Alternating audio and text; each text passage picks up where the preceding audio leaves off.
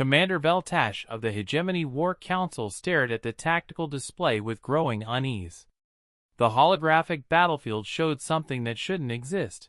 A complete reversal of galactic military doctrine that defied every strategic principle known to civilized warfare.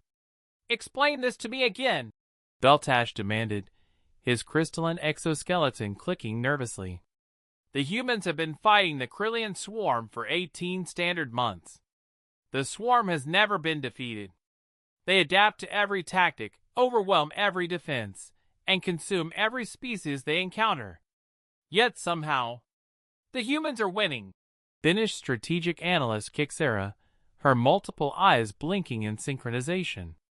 "Not just surviving, Commander. Winning.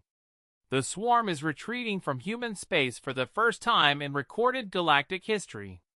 Veltash's mandibles twitched in frustration. The Krillian swarm was the galaxy's nightmare.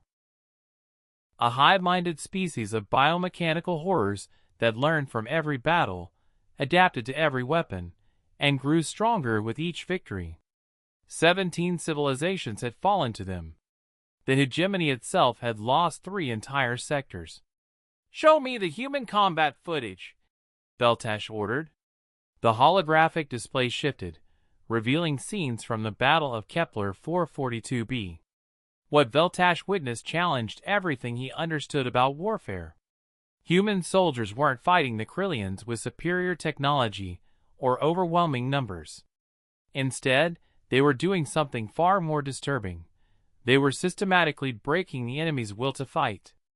"Observe their tactics," Kixera narrated as the footage played. "When a Krillian warrior is wounded but not killed, standard protocol across all species is to finish it quickly. Efficient. Clean. But the humans—" Veltash watched in growing horror as human soldiers deliberately kept wounded Krillians alive, allowing them to witness the systematic destruction of their forces. The humans didn't just defeat their enemies, they ensured survivors returned to the hive to spread accounts of the terror they'd experienced. "They're weaponizing trauma," Veltash whispered. "It gets worse," Kixera continued, switching to another battle feed. "Here, at the siege of Proxima Station, the humans discovered that Krillians share collective memory through bioneural links. So the humans began targeting that connection." The footage showed human engineers constructing devices that broadcast specific frequencies into Krillian hive minds. Not to disrupt their communications, but to ensure that every death, every moment of fear, every tactical failure was experienced by the entire collective simultaneously. "By the void," Veltash breathed. "They're forcing the entire species to feel terror.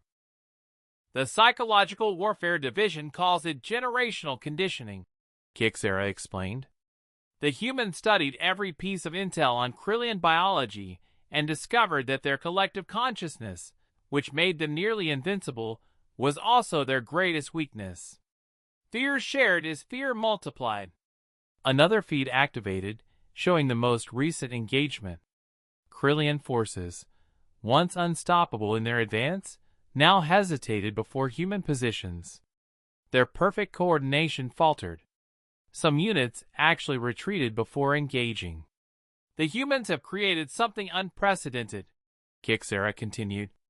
"They've made an entire species develop an instinctual fear response to their presence. Krillians, who have never encountered humans before, are already afraid of them because their collective memory carries the trauma of every previous defeat." Veltash studied the final battle report. Human casualties were remarkably low, not because of superior equipment, but because the enemy was too terrified to fight effectively. "They've broken them," he realized.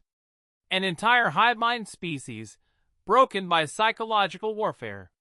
"There's more," Kixera added quietly. "Intelligence reports suggest the humans are already applying similar tactics to 3 other hostile species. They're not just winning battles, they're engineering permanent behavioral changes in their enemies." Veltash closed all 4 of his eyes, processing the implications. Humanity had entered galactic warfare not with bigger guns or better ships, but with something far more terrifying, a complete understanding that the mind was the ultimate battlefield. Send a priority message to the High Council, Beltash ordered, his voice heavy with newfound respect and fear. Recommend immediate diplomatic outreach to humanity. Not as allies, but as insurance. Insurance, Commander?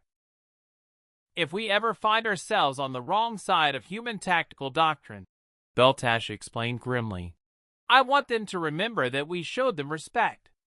Because what they've done to the Krillians, what they can do to any species. He gestured at the tactical display where Krillian forces continued their unprecedented retreat. If it bleeds, they'll make it fear them forever. And that, analyst, makes them the most dangerous species in the galaxy. The holographic display dimmed, leaving both officers in contemplative silence, acutely aware that they had just witnessed the birth of a new era in galactic warfare, one where victory belonged not to the strongest, but to those who best understood the psychology of fear.